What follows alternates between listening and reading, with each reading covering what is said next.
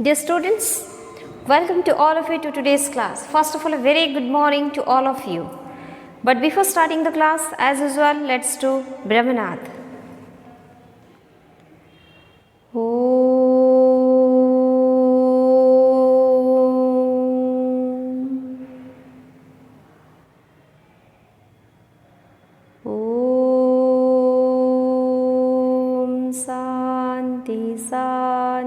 Santi. Open your eyes. So as you know, today we are going to read a new chapter, and this is an one-act play named The Unexpected, written by Ella Atkins. Okay. So dear students, today in this class we are going to read section 3 of the chapter The Unexpected, which is written by Ella Atkins. And I also have told you previously who are the characters. Let me repeat it again. Mrs. Parker, Alice, Tom, Joe Badger and Rosa Felton. And one convict is there and the warder is also there. This is the police officer. Okay. So here in the previous unit I had told you that a victim means a convict came to the house of Mrs. Parker, and before speaking something else, this Tom and Alice thought that this convict is the son of Mrs. Parker and they wanted to help them. But in the meantime, Joe Badger, he entered and he told that you are going to help a convict. If you are going to do so, you will be in great trouble. So in the meantime, there is a conversation in between all the members who are present in that house, and there was a bang on the door. Now let's see who is banging on the door. Then Joe opens the door, enters warder. A police officer entered. Joe opened the door, a police officer entered. Left corner and Alice Upsey look in alarm at each other. All are looking at each other, all are surprised because they were not expecting a police officer at this time, because the time was quite crucial for them. And then the warder is speaking, looking about the room suspiciously. He just looked at the room suspiciously. Excuse me, I don't want to interrupt the excitement, but we are looking for an escaped convict. 2 men got away in the mist this afternoon. Fortunately, one has already been caught, but we were still looking for the other man. Have you by any chance noticed any strangers about here? Then the warder is speaking.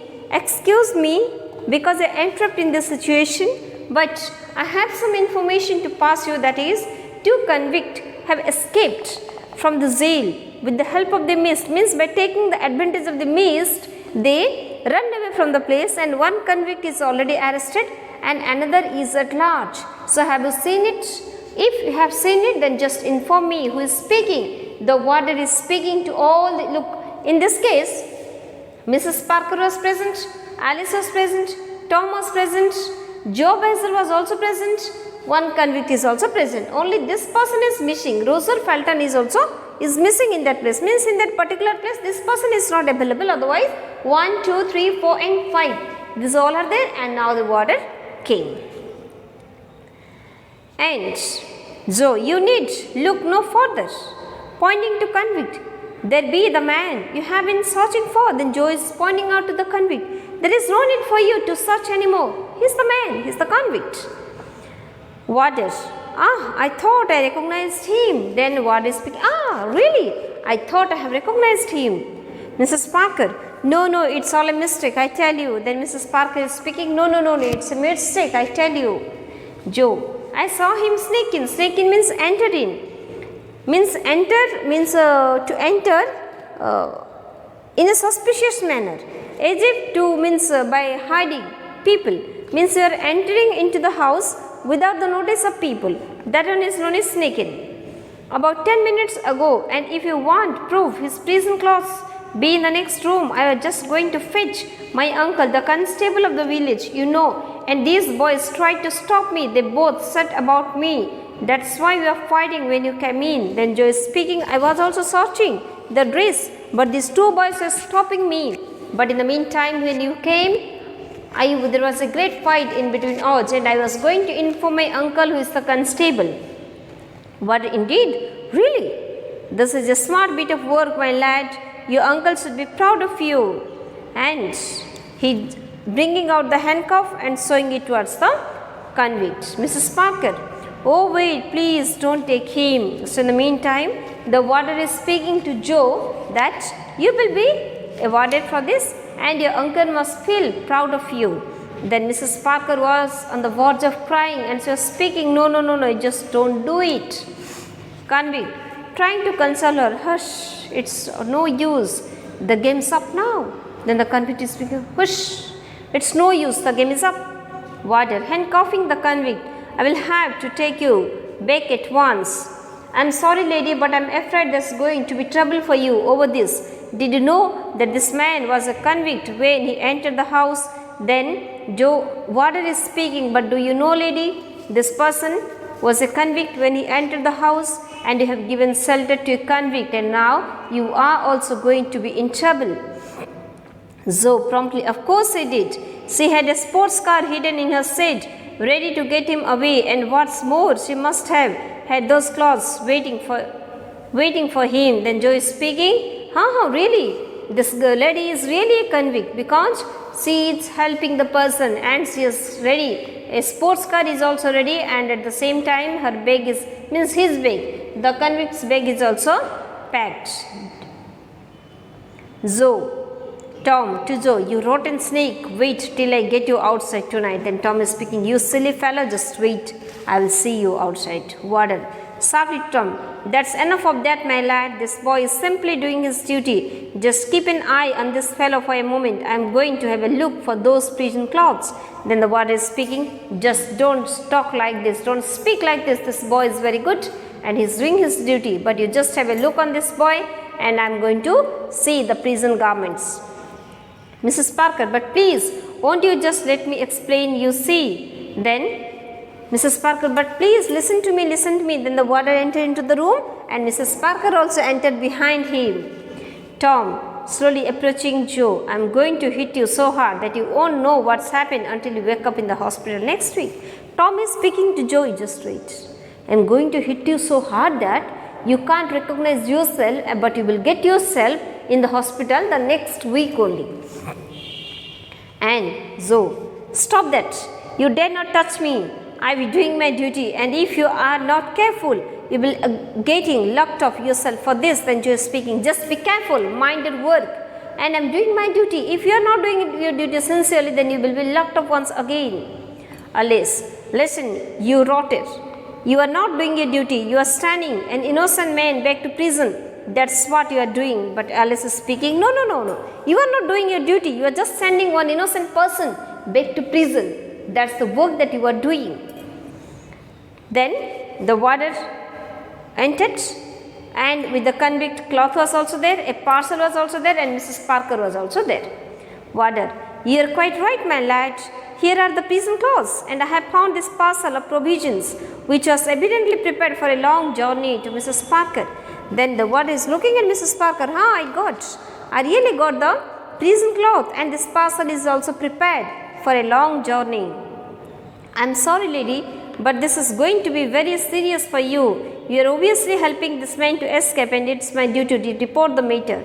Then the warder is speaking, you are going to be in problem because you are helping this man and I am going to report it in the station, police station. Alice, oh I say officer, must you do that? Warder, I am sorry, but duty is duty. You know. Then Alice is speaking, oh, officer, please don't do that. But the officer is speaking, duty is duty. Mrs. Parker, oh, it doesn't matter. If my boy goes back to prison, they can do as they like with me. Then Mrs. Parker is speaking, it doesn't matter. If my boy will go to prison once again, then there is no value of all these things. Then warder to convict, come along, my man. We will be getting back and I may as well take these clothes without.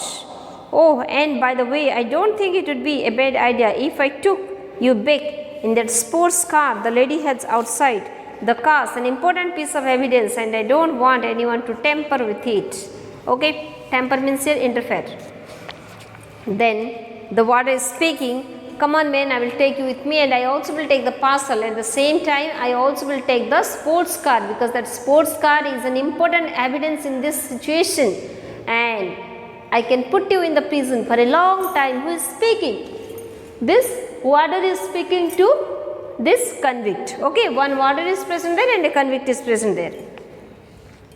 So, I have my bike outside, so I think I will ride up to the prison after you.